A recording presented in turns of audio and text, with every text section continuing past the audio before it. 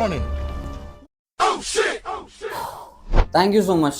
ನಿಮ್ಮಿಂದಾನ gym hospital ನಡ್ಯಾಕತ್ತಾವ. So ನಾವಂತೂ ಹೇಳಿ ಸಾಕತ್ತ. ಫೋನ್ ತಗದ್ ಇನ್ಸ್ಟಾಗ್ರಾಮ್ ಜಸ್ಟ್ ಹಿಂಗ್ ಸ್ಕ್ರೋಲ್ ಮಾಡಿದ್ರೆ ಸಾಕ, ಬರೇ ಫುಡ್ ಬ್ಲಾಗಿಂಗ್ಸ್. ಸ್ವಲ್ಪ ಯೋಚನೆ ಮಾಡ್ರಿ, ಫುಡ್ ಬ್ಲಾಗರ್ಸ್ಗೂ ಮಂದಿ ಹೆಲ್ತ್ ಬಗ್ಗೆನೂ ಯೋಚನೆ ಮಾಡ್ರಿಪ್ಪ ಸ್ವಲ್ಪ. ನಾವಂತೂ ಹೇಳಾತೀವಿ, ಒಬ್ಬನ ಎಷ್ಟ್ ಮಂದಿಗೆ ಅಂತ ಹೇಳೋಣ. ಸೊ ನೋಡ್ರಿ, ಒಂದ್ಸತ HDL ಕೊಲೆಸ್ಟ್ರಾಲ್ ಲೆವೆಲ್ ಏನು ಆಗಿರ್ತಾವ ಸ್ವಲ್ಪ ಚೆಕ್ ಮಾಡ್ಕೊಂತೀರ್ರಿ. ಎವ್ರಿ 6 months ಒಮ್ಮೆ ಬ್ಲಡ್ ಟೆಸ್ಟ್ ಗೊತ್ತಾಗ್ತೈತಿ ತಿನ್ಮ್ಯಾಗ ಏನ್ ಪರಿಸ್ಥಿತಿ ಆಗಿರ್ತೈತಿ ಅಂತ. ಸೊ ಫಿಟ್ನೆಸ್ ಕಡೆ ಒಂದ್ ಸ್ವಲ್ಪ ಧ್ಯಾನ ಕೊಡ್ರಿ, ಲಕ್ಷ ಕೊಡ್ರಿ. ಹೆಲ್ತ್ ಬಗ್ಗೆ ಕಾನ್ಶಿಯಸ್ ಆದ್ರನ ಲೈಫ್.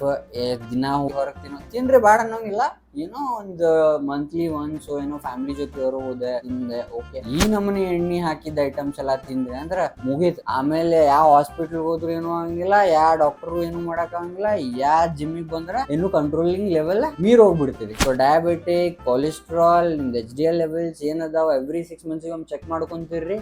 ಆಮೇಲೆ ನಿಮ್ಗ ಗೊತ್ತಾಗ್ತೈತಿ ನೀವ್ ಏನ್ ಅನ್ಹೆಲ್ದಿ ಫುಡ್ ತಿನ್ನತ್ತೀರಿ, ಏನ್ ನಿಮ್ದು ಫುಡ್ ಇಂಟೇಕ್ ಇಂತ ನಿಮ್ದು ಇಂಟರ್ನಲ್ ಆರ್ಗನ್ಸ್ ಎಷ್ಟು ಹೊಡ್ತಾ ಬೀಳಾಗತ್ತೈತಿ ಅಂತ. ಸೊ ಇದನ್ನ ಯೋಚನೆ ಮಾಡ್ರಿ.